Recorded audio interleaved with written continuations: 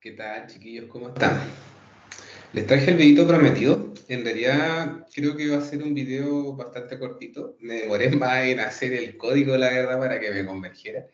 Pero bueno, ahí podemos viendo. Les voy a ir explicando algunas cositas que quizá en su momento vieron, pero como para ejercicios prácticos, usualmente de las asignaturas, como que uno no las aplica tanto, principalmente para el lado de los gases.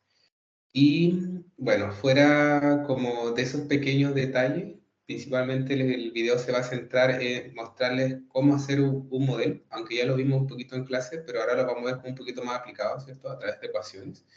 El código ya lo tengo escrito, pero lo voy a ir explicando de a poco, voy a ir explicando estas partes que les comentaba que debieron haber visto y les voy explicando el porqué de las cosas. Y al mismo tiempo les voy mostrando quizá unos pequeños como, no sé si decirles como arreglos o acomodos que uno le puede hacer a veces en el modelamiento de la transferencia de calor para obtener ciertos parámetros, haciendo ciertas suposiciones. Y eso principalmente, les voy a compartir pantalla, ¿ya? Les voy a compartir esta.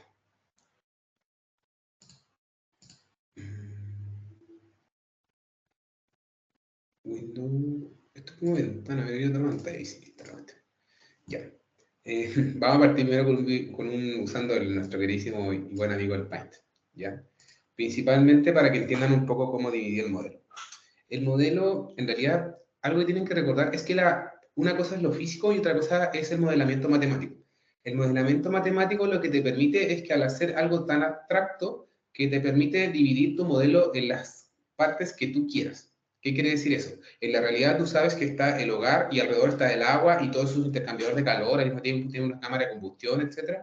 Entonces, como físicamente todo pasa al mismo tiempo, pero el modelamiento matemático te permite primero quizás hacerlo como por pasos, así como primero pase esto, después pase esto y después pase esto. Entonces, por ejemplo, yo puedo hacer un primer modelo que corresponda a la cámara de combustión, ¿ya? A la cámara de combustión. De ese modelo yo puedo hacer que salgan algunas variables, ¿vale? Pum, que se vayan a lo que corresponde al intercambiador de calor, que lo voy a escribir como por las letras que uno siempre ocupa, QA, y eso sería como el primer paso, ¿vale? Entonces, en mi modelo yo lo primero que hice fue el balance químico que tiene en sí la combustión, lo que corresponde a la temperatura adiabática, y después de ahí hice un salto a lo que corresponde como a este intercambiador de calor, donde este intercambiador de calor considera balances de energía, balances de transferencia de calor y uno que otro modelamiento para poder encontrar estos coeficientes convectivos y radiativos. ¿Vale? Eso es como para que entiendan un poco. Entonces, llevando esto a lo que yo tengo en mi código, que es lo que tengo acá, lo acomodé un poco como a lo que yo hice en mi tesis. Hice bastante arreglo, obviamente, para que se entendiera y fuera un poquito más aplicable a lo que estamos viendo. Lo primero es que consideré simplemente un combustible que tiene netamente carbono, no tiene ninguno otro. Eso para hacerlo más simple y no se llene tanto de ecuaciones y nos enredemos un poco.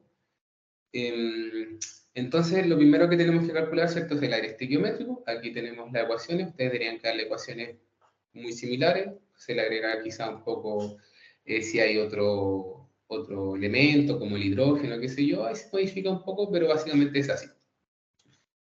El exceso de aire es un valor que nos vamos a dar, yo le di un 30%. Después de eso, aquí yo calculé las fracciones molares que voy a utilizar en el caso de ocupar presiones parciales, ya sea para la emisidad de gases o usar a dar cuenta que hay unos parámetros que también lo necesitan. Y tengo también las fracciones másicas. ¿Por qué utilizo las fracciones másicas? Porque cuando ya paso lo que corresponde a como el balance químico, me voy al balance en la cámara de combustión, que hasta aquí sería como mi primer modelo. ¿Dale? Creo que está un poquito más, hasta acá, primer modelo. Entonces, si hago un balance en la cámara de combustión, tengo que ver las energías que le ingresan. Si vuelvo un poco al Paint, la energía que le ingresarían a esta cámara de combustión, para que vamos recordando un poco materia, tendría por un lado lo que corresponde al flujo del combustible por su PSI, y Lo otro que me estaría entrando sería el flujo de aire por su cierta entalpía, ¿vale? ¿Por qué considero este valor? Usualmente cuando yo hago las cosas o cuando yo estoy haciendo el modelamiento de estos sistemas, casi todo lo que corresponde como a PSI, lo que corresponde a medidas de referencia, siempre parten de un cero, que usualmente es como la temperatura ambiente o 15 grados, como que uno tiene que buscarlo en la norma. De hecho, si uno tiene un combustible y uno busca la norma chilena para cálculos de PSI, te sale cómo tienes que calcularlo. De hecho, yo lo tuve que hacer. Y bueno, en ese caso, yo tengo dos energías que ingresan, el flujo combustible y el flujo de aire, que debido a que el aire puede estar, no sé, a 20 grados y la referencia son 15, entonces también está aportando una energía. ¿Y qué debería estar saliendo acá? Bueno, aquí debería estar saliendo lo que corresponde al flujo de gases. El flujo de gases por la entalpía, ¿cierto? Que yo tenga de la, si consideramos temperatura diabática, menos el flujo de entalpías de la referencia que yo tengo. Que es como, se entiende, ¿verdad? Ya, entonces tengo estos dos flujos. Bueno, me equivoqué, tendría que ser el flujo de gases, ya, pero ya quedó.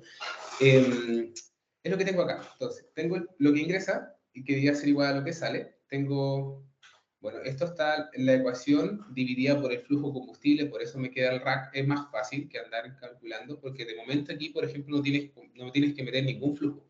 Solamente calculando el rack, donde el rack lo puedes calcular netamente del balance de químico que tenemos acá arriba. ¿Por qué está partido 1? Porque yo consideré 1 kilomol de combustible, pues eso hay uno acá. Y el aire siempre va a ser la parte del 3,76 más el oxígeno, que es la parte que yo tengo acá. Que es lo mismo que colocaba Oscar en la pizarra, que es 4,76 por el A, por el exceso de aire, ¿cierto? Ya es exactamente lo mismo. Bueno, uno más el exceso de aire. Y con ese rack, ¿cierto? Ya puedo calcular aquí lo que yo tengo. Entonces, por un lado tengo el flujo de calor de aire, que debido a que ingresa a una cierta temperatura, de hecho más abajo lo tengo, acá, se fijan, yo lo consideré, por ejemplo, el aire de la serie era bastante alto, 25 grados, está considerado hasta una humedad relativa del aire y la presión está en un bar, tengo todo seteado en un bar. Y luego, bueno, con eso y las fracciones máxicas, ¿por qué? Porque tengo las entalpías, es una cosa igual que se tiene que fijar, aquí está toda la unidad de medida, se fijan, tengo las cosas en joules, tengo las cosas en bar, tengo las cosas en masa. ¿Qué significa eso? Que toda la energía o lo que yo obtenga de estos flujos de masa va a ser joules, lo cual tiene que ser contraproducente con la transferencia de calor que te entrega las cosas en watts. Kilojoules partido segundo te da watts.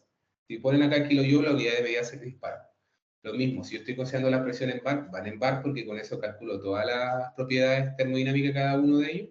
Y si pongo masa, esto afecta netamente a las entalpías porque te las va a entregar en kilojoules partido kilogramo. Entonces, si yo tengo seteado todo en joule y en kilogramo, entonces aquí yo multiplico las diferencias de entalpía por las fracciones másicas. Si ustedes van a ocupar las molares, tienen que ser contraproducentes en que aquí el flujo de calor que te va a entregar va a ser kilojoule kilomol o joule kilomol, como depende como la tengas seteado.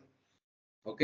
Y bueno, después de eso, ya con esto podríamos obtener una temperatura diabática, donde si yo veo acá, está todo, pero podría buscarla, acá está, me dio 2311, lo cual es un valor bastante bueno para una temperatura diabática. Raro sería que te diera sobre, no sé, 2500, 2600, voy para arriba ya como que hazle un ajuste. Y sigo. Bueno, entonces ya con esa parte, no es necesario que tengan el video, al final les voy a mandar el código y van a poder ver todas las respuestas y etcétera. Después de eso, me salto a la que corresponde ya el modelado de lo que es el intercambiador de calor, donde voy a considerar flujos de masa, flujos de energía y flujos de transferencias de calor. Entonces, primero el flujo de combustible, yo me lo di, ¿vale? Con el flujo de combustible puedo sacar el flujo de aire por la razón de aire-combustible y con eso tengo el flujo de gases. Luego tengo que este calor que se va a transferir en el intercambiador de calor, voy a volver al Paint. Si yo voy acá, no sé si podré hacer un control Z aquí para borrar todo. Ya. Ahora me voy al intercambiador de calor. El intercambiador de calor son energías que fluyen. Y las energías que yo puedo considerar acá, tengo que recordar que yo el modelo lo tengo o lo puedo ver de dos maneras. ¿A qué me refiero con eso? Yo puedo considerar aquí como que ingresa un flujo de gases por sus entalpías de entrada, o que en este caso sería la entalpía diabática. Y yo voy a tener algo que va a salir, ¿correcto? Que va a ser este mismo flujo de gases por esta entalpía, que creo que yo le puse 1 pensando en el paso 1. Esto mirando solamente el sistema como si fueran los gases. Los gases, ¿vale? Y uno tiene que pensar, ya, si los gases están perdiendo calor, ¿a dónde se fueron? Bueno, acá hay un flujo de calor que se extrae hacia el exterior, donde este flujo de calor es el que ustedes cuando lo modelan por balances de energía les queda la ecuación típica. Entalpía diabática menos la entalpía, ya lo me vi en bajo uno yo que se lo puse así. Pero al mismo tiempo tenemos que recordar que ese flujo de calor también puede ser modelado a través de la transferencia de calor. Pensando que esto es un intercambiador de calor, puede ser U por A por la temperatura media logarítmica. ¿Ok? Y al mismo tiempo, también yo puedo considerar como que este flujo de calor lo puedo mirar desde el lado del agua también. ¿Vale? Entalpía del agua que sale menos la entalpía del agua que entra. ¿Cierto? Aprendemos esto hacia el lado. ¡Pum! Entonces, ahí voy en que ustedes pueden tener este balance como de diferentes maneras. Ahí ustedes ven cómo cierran el modelo. ¿Vale? Pero es principalmente esto, que es lo que yo tengo acá. ¿Se fijan? Aquí tengo un intercambiador de calor. Tengo el flujo de calor de los humos, ¿vale? Que es el que ven acá abajo, que está dado por el flujo másico multiplicado por la fracción máxima, te va a dar el flujo másico, por la diferencia de entalpía. Y al mismo tiempo tengo que este calor de los humos va a ser igual a este QU, que va a ser el coeficiente de transferencia de calor global, ¿ya? Pero del balance de energía obtenido del coeficiente global de transferencia de calor. ¿Dónde está la dificultad aquí? Bueno, la dificultad acá está en calcular este U, donde yo les aconsejo que en realidad ignoren la parte conductiva y déjense llevar un poco por lo que corresponde al Sengel. Déjenme ver si lo tengo abierto por acá. No, este no es este. Aquí miren, si ustedes van usualmente a los libros, es lo que más les recomiendo, acá está en Sengel, acá hay un capítulo completo que habla de intercambiadores de calor, capítulo 11. Y de hecho acá te dice hartos, te entrega hartos consejos de cómo calcular los coeficientes hasta cómo considerar los coeficientes globales. Pero estoy en otro capítulo, perdón. Ahí sí.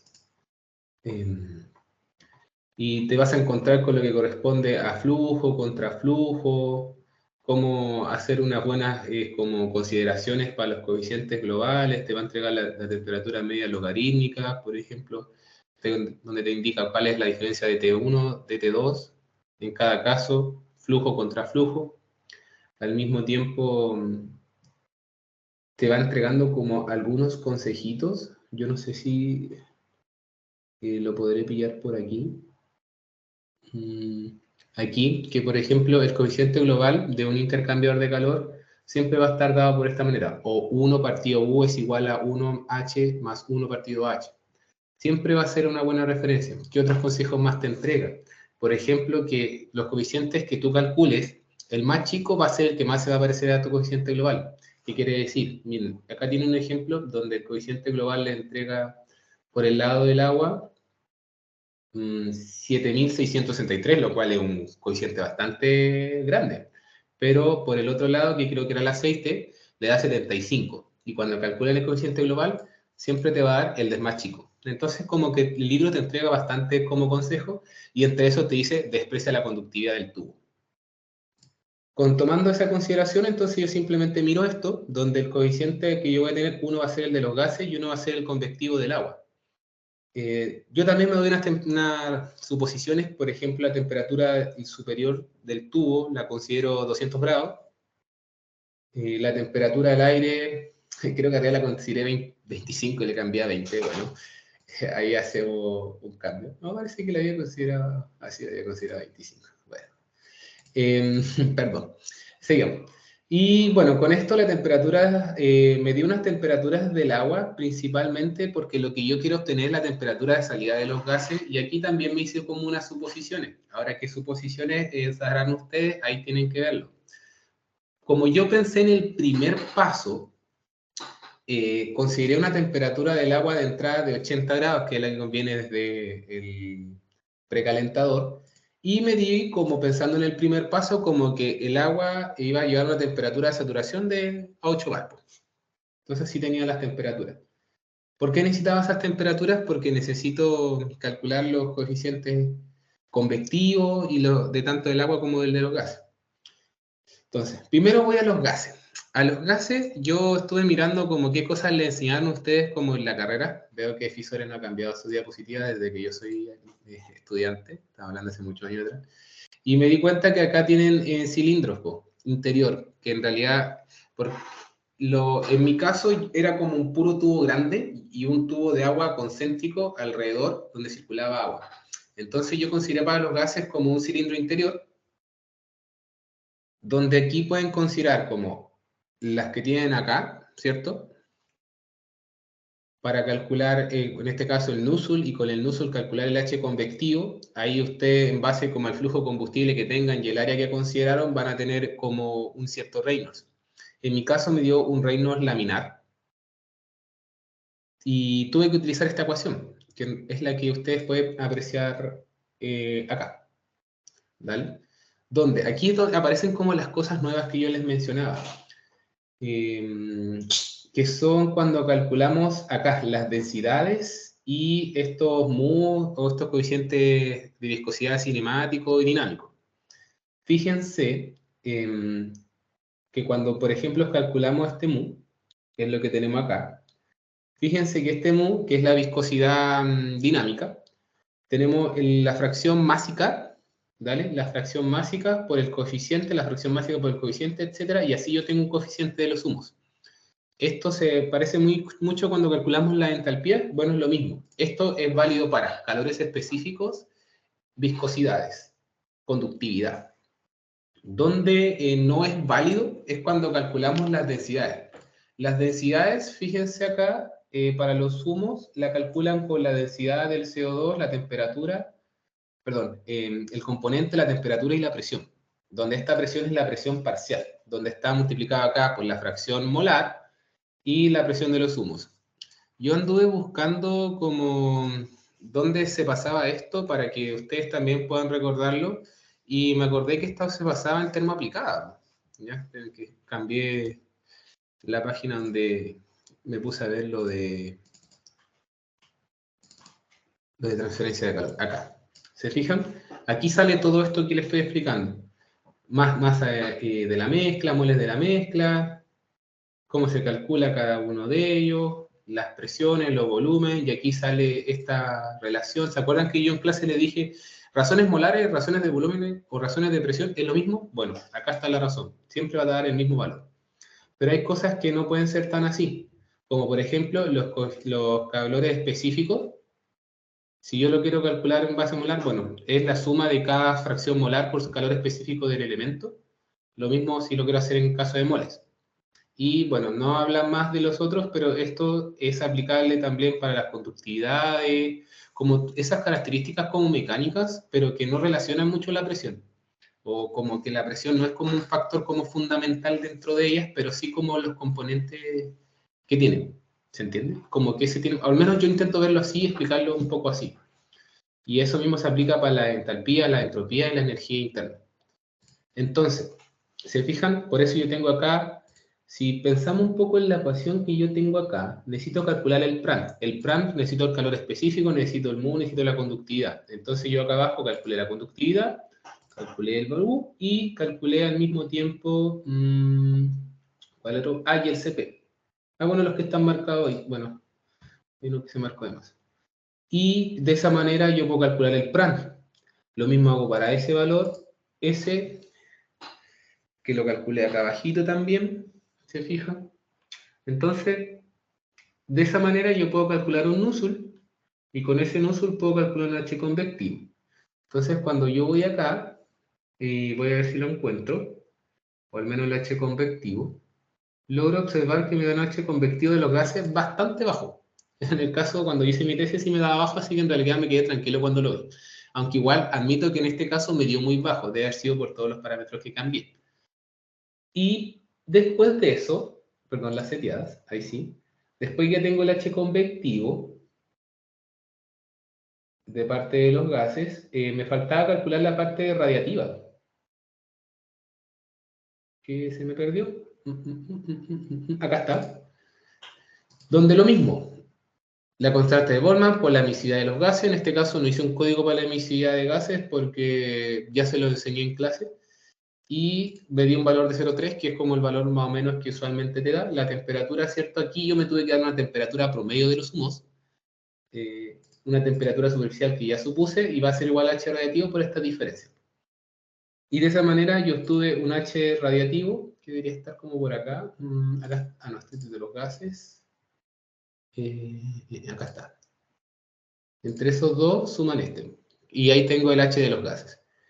Y de esa manera, ya con el H de los gases, me faltaría netamente calcular el del agua. Entonces ahora voy al agua, lo mismo. Tengo un flujo de agua, que es el que tiene la caldera, me di el mismo. Calculo la velocidad, calculo el Reynolds. Ya, aquí es donde hice un jueguito para poder calcular esto. Yo consideré esto, para esto es algo que se puede hacer y es válido. No sé dónde me dio el paint. Ahí está. Estos son dos tubos concéntricos, ¿cierto? Tengo ese y tengo este. ¿Dale?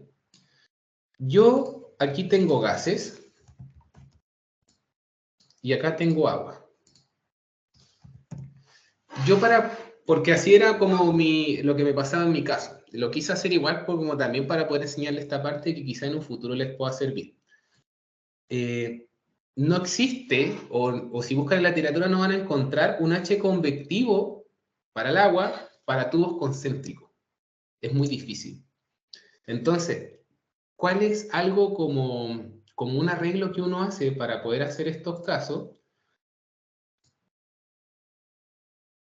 Tengo o calculo, por ejemplo, un H convectivo para un cilindro donde todo esto sea agua.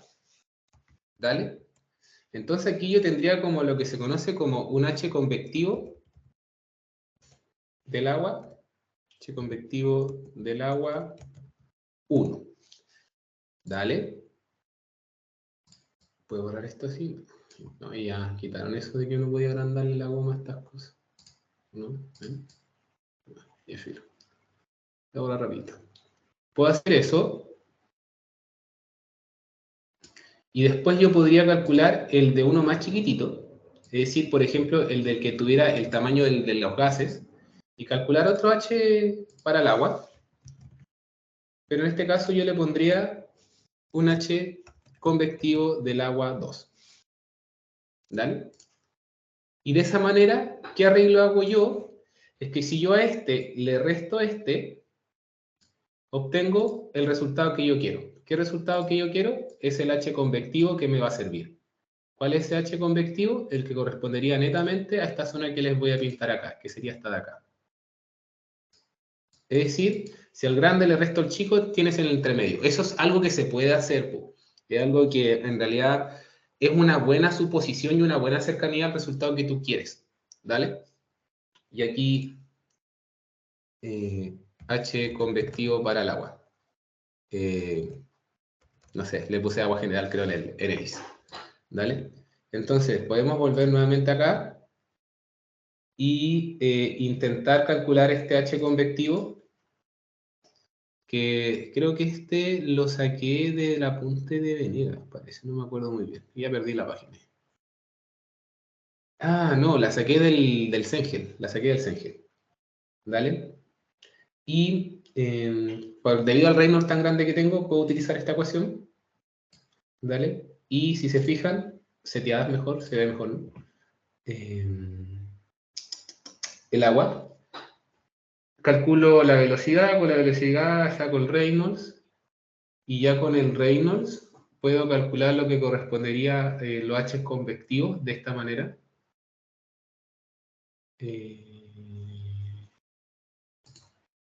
Qué raro que tomó ese monito, ¿ah? Está raro.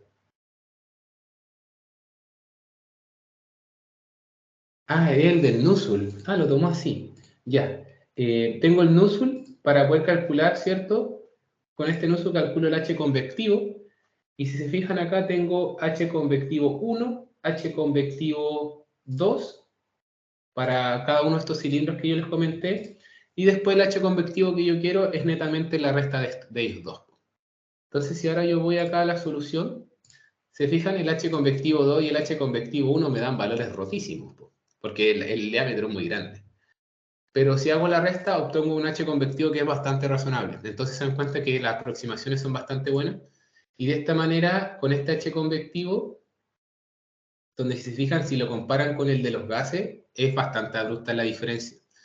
Yo sé que me acabo de notar que esto de repente demuestra unidades de medida que no corresponden. Bueno, Elisa a veces hace lo que quiera. O si yo no le defino algo, como que toma lo que él quiere. Y si consideramos estos dos H convectivos, nos damos cuenta en realidad que los valores son bastante diferenciados. Y cuando yo intento buscar acá después el H convectivo general que en este U, yo considero acá un H convectivo de los gases y otro para el agua, se van a dar cuenta que el del gas, que es el más pequeño, es el valor que toma el U. Si yo miro acá, el U debería estar como por acá abajito, STU. Ahí, ¿se fijan? Que toma el valor casi del H de los gases en comparación quizá con el del agua. Entonces, ya después de esa manera, tengo el coeficiente global y ya con el coeficiente, perdón, con el coeficiente global,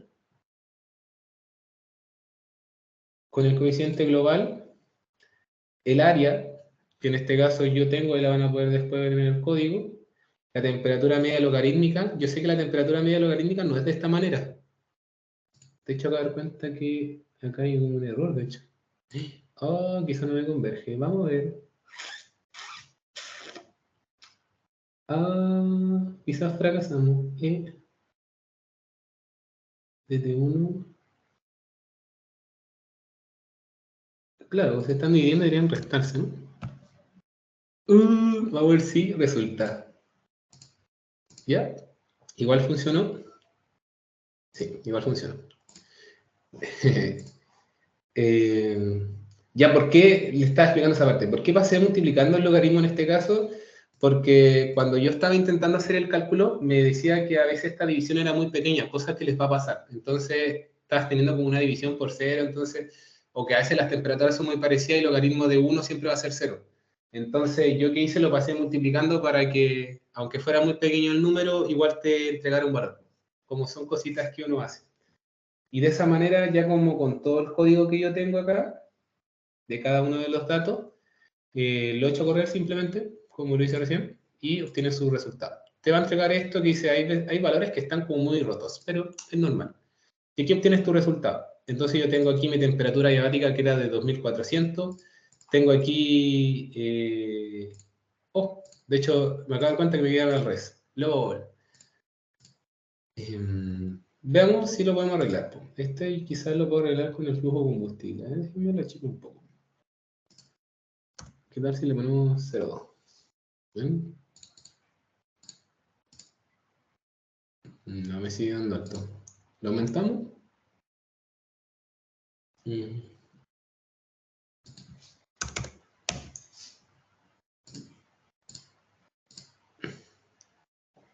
Bueno, no logramos invertir.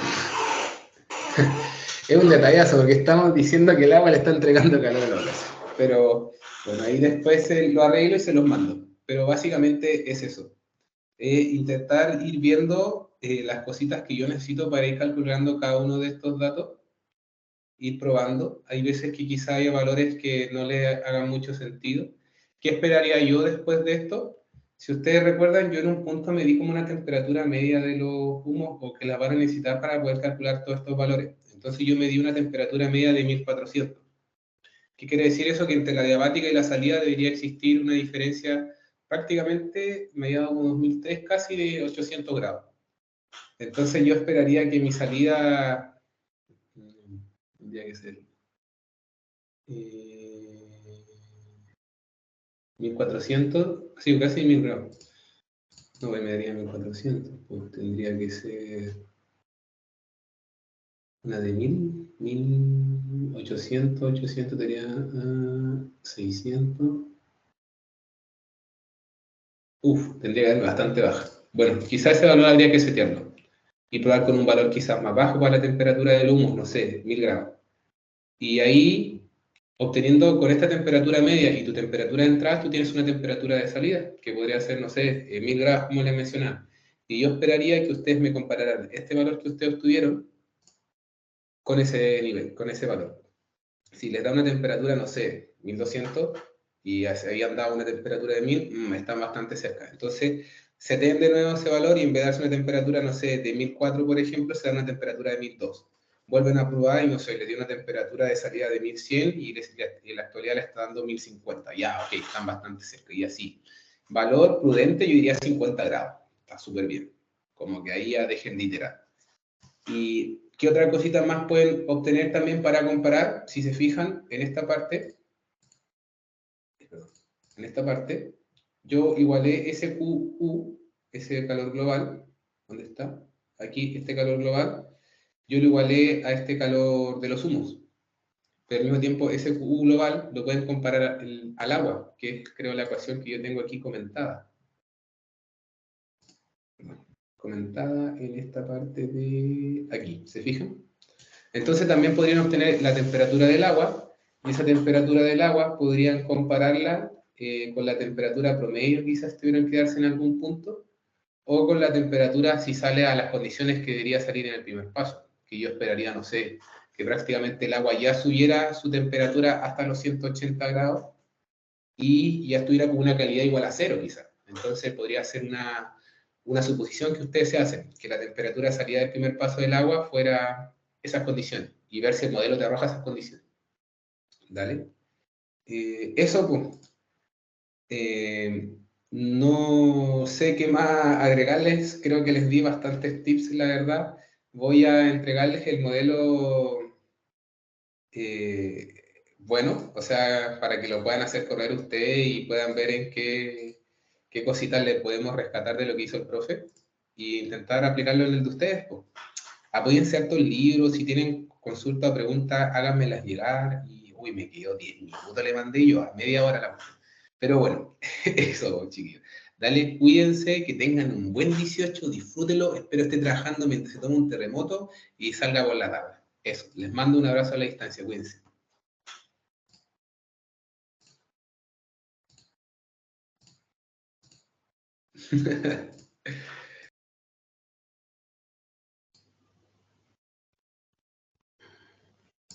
¿Cómo están? ¿Saben qué? Vamos a aprovechar de que de que no nos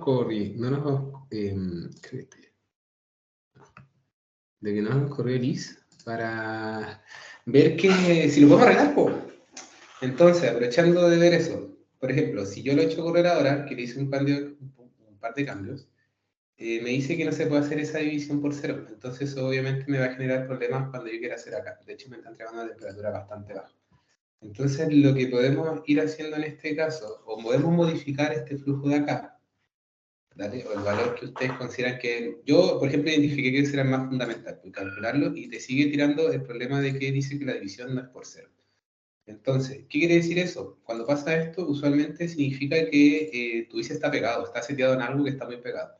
Entonces, uno lo que puede hacer es como entregarte como unas temperaturas, como en esta parte que yo acabo de abrir, que es Variable Information, están todas las variables y las condiciones que tienen. Por ejemplo, yo no esperaría que ninguna de estas temperaturas que me calcula me diera menor a, no sé, 300 grados.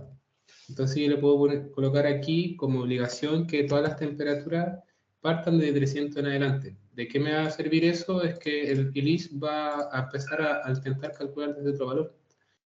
¿Viste? Te está diciendo que aquí hay un valor en el que está pegado esto. Entonces, a veces cuando el IS se pega en estas partes, uno se puede dar una temperatura, pero obviamente ahí tienes que, no sé, quizá hacer algunos arreglitos. Por ejemplo, acá, obviamente tengo que comentar eso y darle un valor acá, no sé, por darme algo. Y me dice que hay una variable A. ¿Por qué? Vamos a ver. Okay. si yo comenté esto, yo no tengo flujo de combustible, tendría que comentar eso también. Ahora sí. Y te lo resuelve, ¡pum! ¿Qué podemos hacer ahora? Podemos observar qué temperatura obtienes y qué flujo de combustible quizás obtienes de los gases. Quizás puede ser un flujo un poquito roto.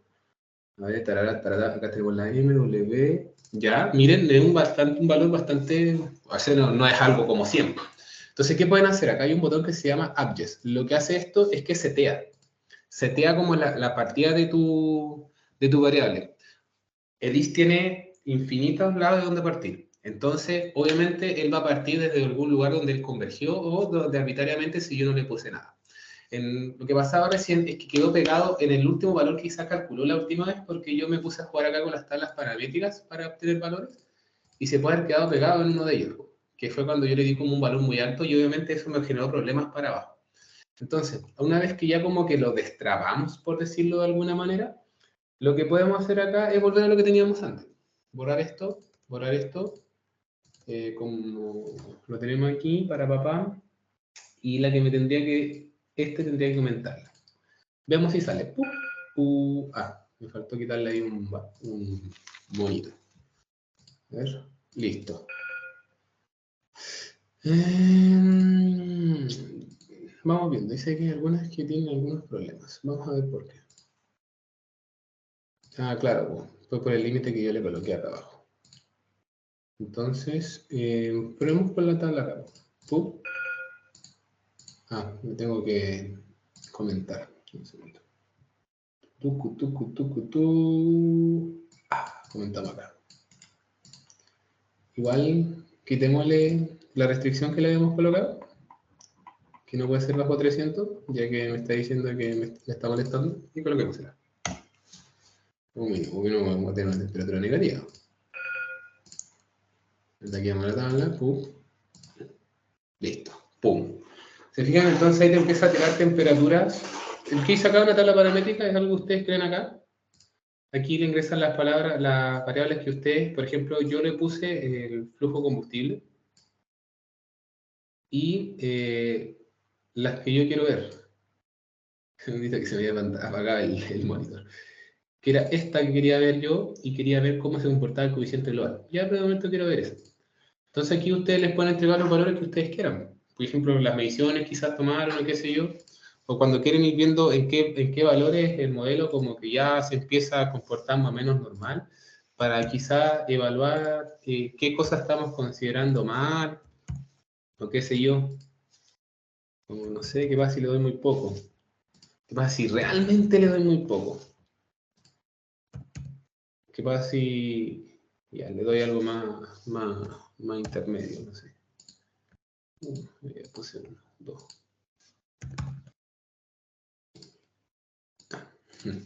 Se me olvidó apretar el enter. Y lo ponen acá. ¿Viste? Ya dice, en la corrida 7 hay algo que te genera problemas. En la corrida 7. ¿Viste? Cuando ya tienes un valor muy pequeño, ya te genera problemas.